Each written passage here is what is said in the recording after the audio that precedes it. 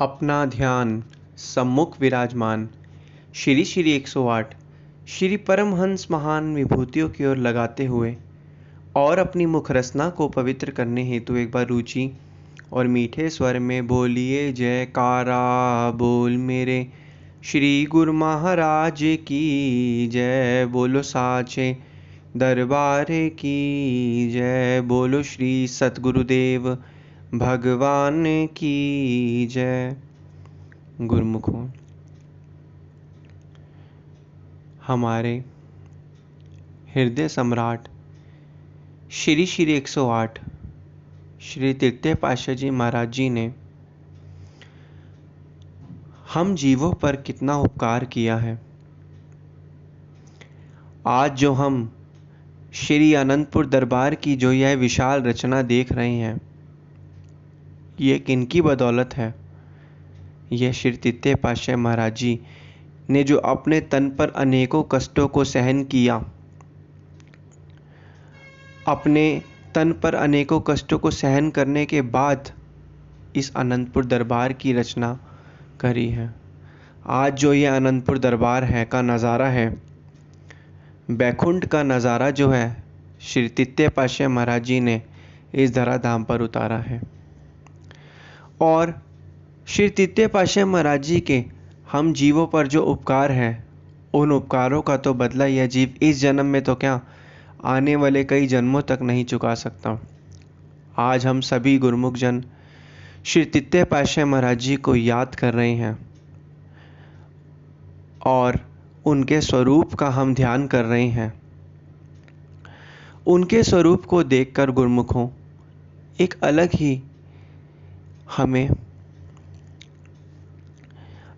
ही हमें चीज़ जो है महसूस होती है। वो क्या है? वह चीज़ वो ये है कि वो हम गुरुमुखों को बता रहे हैं कि गुरुमुखों, आप सभी का इस धराधाम पर आने का, इस दुनिया में आने का सिर्फ एक ही सच्चा और असली मकसद है। वो क्या है?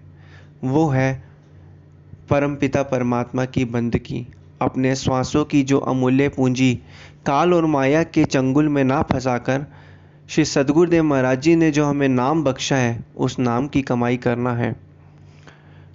श्री तृतीय पातशाह महाराज जी की जीवन लीलाओं का वर्णन जितना किया जाए उतना कम है। श्री तृतीय पातशाह महाराज जी ने अपने तन पर अनेकों कष्टों को सहन करके आज ये जो विशाल अनंतपुर दरबार की रचना की है, उस समय सभी गुरुमुख जनों को सेवा देकर सभी लोगों ने, सभी भक्तजनों ने उस समय सेवा की। श्री तृतीय पातशाह महाराज जी के श्री चरणों में बैठकर दर्शन दीदार करते थे, क्योंकि गुरुमुखों जो संत महापुरुष होते हैं वो रब रूप ही होते हैं। कहते हैं अलख पुरुष की यार सी, संतन की ही देन, लखया जो चाहे अलग को इन्हीं में ही लख ले। जो अलख पुरुष हैं वो आरसी, जो संतन की ही देन है, जो परमपिता परमात्मा है। आज इस घोर कलयुग में वो श्री परमहंस दयाल जी महाराज जी के रूप में आज जो है हमें दर्शन दीदार दे रहे हैं। एक बार की बात है, श्री आनंद सर का निर्माण चल रहा था और उस समय रात के समय में बुलडोज़र जोरों से कार्य पे लगा हुआ था और श्री सद्गुरुदेव महाराज जी, श्री तृतीय पातशाह महाराज जी उस समय विश्राम अवस्था में थे। तो गुरुमुख जनों ने सोचा कि क्यों ना थोड़ी देर के लिए बुलडोज़र को बंद कर दिया जाए, जिससे कि श्री सद्गुरुदेव महाराज जी की विश्राम में कोई बाधा ना पड़े। जब बुलडोज़र बंद कर दिया तो थोड़ी देर बाद श्री सद्गुरुदेव महाराज जी, श्री तृतीय पातशाह महाराज जी बाहर आए तो उन्होंने देखा कि बुलडोज़र की आवाज़ तो आ नहीं रही है। तो गुरु महाराज जी ने भगत जनों से पूछा कि क्या हो रहा है, बुलडोज़र की आवाज़ क्यों नहीं आ रही है। उस समय गुरुमुख जनों ने प्रार्थना करी, विनती करी, प्रभु हमने सोचा कि आप विश्राम कर रहे हैं, थोड़ी देर के लिए बुलडोज़र जो है बंद कर दिया जाए, जिससे उसकी आवाज़ से आपके विश्राम में कोई बाधा ना पड़े। श्री सद्गुरुदेव महाराज जी, तृतीय पातशाह महाराज जी ने अपने मुखार विंदों से प्रवचन फरमाए, गुरुमुखों, यह अनंतसर का जो निर्माण चल रहा है, बुलडोज़र की आवाज़ जो चल रही है, जब ये निर्माण चलता है, ये कार्य चलता है, तो हमें तो तभी ही आराम मिलता है। और जब यह निर्माण का कार्य बंद होता है, धीरे हो जाता है, तो हमें तो जो है बेचैनी सी हो जाती है। कार्य चलता रहे तो हमें तभी विश्राम मिलता है। तो ऐसे वक़्त के संत महापुरुषों का मिल जाना गुरमुखों, यह तो बड़े भाग्यों की निशानी है। श्री तृतीय पातशाही महाराज जी ने अपने तन पर अनेकों कष्टों को सहन करके अपनी खून की, अपने रक्त की एक एक बूंद से श्री अनंतपुर दरबार को सींचा है। एक बार की बात है, जब श्री तृतीय पातशाही महाराज जी की सेहत सुकोमल थी, तो डॉक्टरों को बुलाया गया।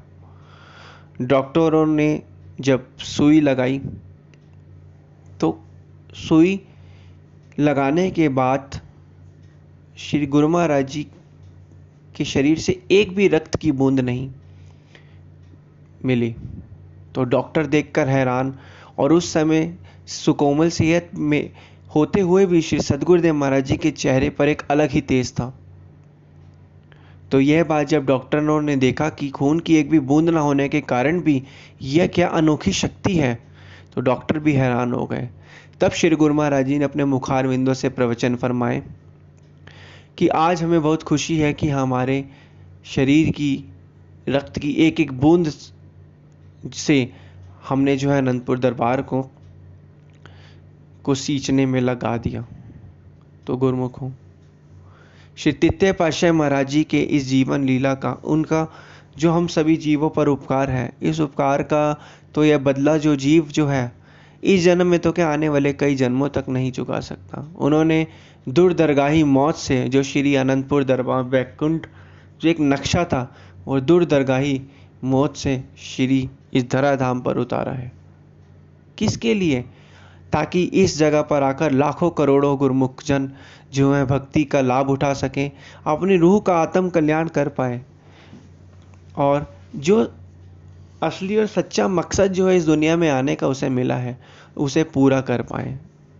कहते हैं, नहाए धोए से हरि मिले तो मैं नहाऊं सौ सौ बार, हरि तो मिले प्यारे निर्मल मन से मन की मैल उतार।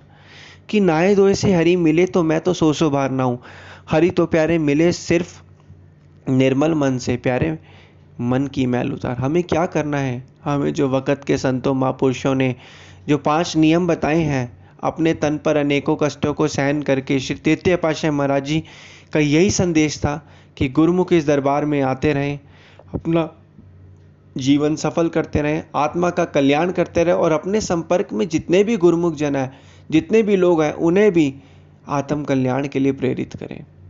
गुरुमुखों, महापुरुषों के वचन जो होते हैं दुर्दरगाही प्रवचन होते हैं। श्री परमहंस दयाल जी महाराज जी, श्री प्रथम पातशाही महाराज जी जब इस धराधाम पर आए, उनका एक ही मिशन था, आत्म कल्याण, रूह का आत्म कल्याण और लोगों का आत्म कल्याण हो।